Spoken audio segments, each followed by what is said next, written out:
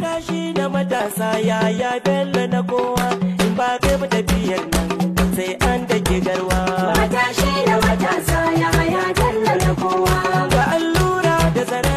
ɗinke farakokin ƙasa kudu da arewa yaya bello na kowa matashi da matasa yaya bello na kowa na jure fafutuka da ma kai kawowa ƙasa ɗaya al'umma ɗaya duk kai a haɗewa matashi da matasa yaya bello na kowa gini a cika kusari da kwarewa da kwakwalwa matashi da matasa yaya bello na kowa zai iya faɗa da kowa kan haƙin talakawa matashi da matasa yaya bello na kowa gaskiya karara a fito a faɗa a gaban kowa matashi da matasa yaya bello na kowa masu neman mulkin nan a makance a fusace ku za ku ɗa ku kyale yaya bello na kowa matashi da matasa yaya bello na kowa kowa na sani hausawa iba yarabawa matashi da matasa yaya